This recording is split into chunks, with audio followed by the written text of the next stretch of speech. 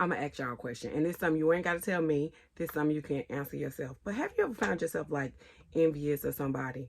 And I know most of us would never want to admit that, but I'm going to admit twice in my life that I kind of remember being kind of like envious of what somebody had. And this one time it happened to me. I think I was in like 10th grade, y'all, and it was my birthday. And I shared my birthday with another childhood friend. And in 10th grade, she was walking around school. It's our birthday, March 10th. She was walking around school with a balloon. It was like one balloon, y'all. And I ain't had no balloon. And I was like, it's my birthday too. I want people to know it's my birthday. So during one of the times we transferred classes, I ran to the payphone and I was like, Mama, oh my God, so-and-so is walking around. It's her birthday. She got this balloon and I ain't got nothing. So childish, I know, but hey, I'm speaking my truth. So by the end of the day, before lunchtime, my mama was up there with like this bouquet of balloons, y'all. Now I gotta walk around school with all these balloons. It's like it's my birthday. I'm just telling y'all, speaking my truth, all right?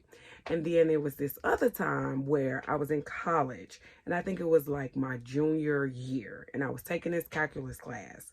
And this calculus class was like the bane of my existence. Like, I needed it to graduate, all right, y'all? It was 4 days of the week, okay? It was at 3 p.m. It was on the other side of the school. Like, everything you could think about. Like, I freaking hated this class. The teacher didn't speak English.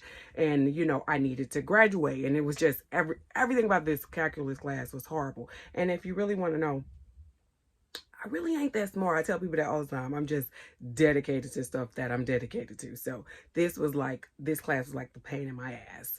But nothing compared to every single day for 4 days out of that week. I had to walk past this guy. He was a black guy. He actually was on the football team. And when you go to a PWI, a predominantly white institution, like when you're on campus, like black people, even if you don't know them, like you're like, oh yeah, I know him because I see him all the time. So I would see him every single day. And every single day that I passed him, like he had this big ass smile on his face. And I used to be like, can't nothing in life have you walking around that damn happy every day. But when I look at it, like, I wasn't mad at him for being happy. I was mad because he reminded me of the joy that I actually didn't have. Not only did I not have it, I didn't even know where to begin to get it. So seeing him every single day smiling, and I'm not talking about like a small smile, like a smile. I'm talking about this smile radiated joy, y'all. And I wanted that. I wanted that. And I had no idea how I was going to get that. And when I look back over that situation, I think that's where kind of my awakening really started to happen, because before then, I never even questioned like what was happiness. What was it to have joy? I was always in survival mode, like survival. Like I was trying to survive college. Before going to college, I was trying to survive high school, survive living, like just everything. Everything was like survival. Like, and here I am seeing this man, this guy, this black man, like smiling. This smile had so much joy in it. And I wanted that. And I was like, God, how can I get that? And as I said before, I feel like that was really like the beginning of me questioning and me like coming into awakening and wanting doing more than just like survive, but want to get into a place where I can thrive. Now, that was my junior year in college, and it's been a long journey from there, but like now I sit in a place where I actually like am thriving. And survival is something as black women we just want to hold. Like, I can survive. Like, we know how to survive. Our ancestors, it was in them to survive from the beginning, but we don't know, a lot of us, I won't say everyone, but a lot of us don't know how to thrive. And when I'm talking about thriving, I'm not talking about like a number in your bank account, because some of us have that money there and we still don't have that smile like that guy that I'm talking about, right?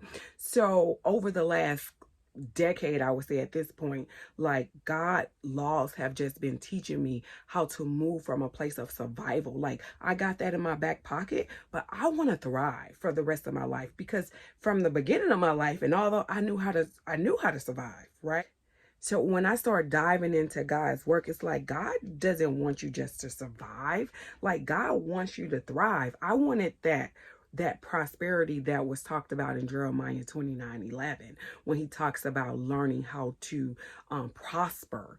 And that's what I teach in Mastering Your Vision Board. Like, yes, I'm going to give you the direct blueprint to be able to create six figures, to find a healthy relationship. But more than anything, like in Mastering Your Vision Board, I'm going to teach you laws and principles so you can go from surviving to actually thriving and having a smile that when people see you, they like, I want that joy. Like, I want that. So if that's something you desire, like January 17th through 19th, I'm going to be teaching the principles that I've learned that's taken me from survival to thriving, thriving in my bank account, thriving in my marriage, thriving in my career, thriving in my business. And then I've shared that with thousands of people since 2016. It still blows my mind. But I'm taking that course that I created and I'm putting it in a challenge. And for 3 days, 90 minutes a session, we're going to deep dive into those biblical laws that's going to teach you to go from like just surviving to thriving. And understand this. It's a whole different energetic space you have to be in. It's a whole mindset that you have to move into. It's a whole, like your whole becoming has to change. So if that's something you want to do, if you want to move from a space of survival into a space of thriving, no matter what space that is in, then you need to be in Mastering Your Vision Board Challenge, January 17th through 19th. Wherever you are, if that's something for you, click the link there, so that you ain't got to be envious like I was of that man. And I laugh now because he ends up actually becoming a really great friend. We end up doing ministry together. But yeah, and I told him that story. I was like, yo, I didn't even used to like you and I didn't even know you, but what it is, I wanted that spark, and God says we all could have that spark. So if you're joining me January 19th, I'm looking forward to this challenge. This challenge is going to be like no other. Click the link to know more details.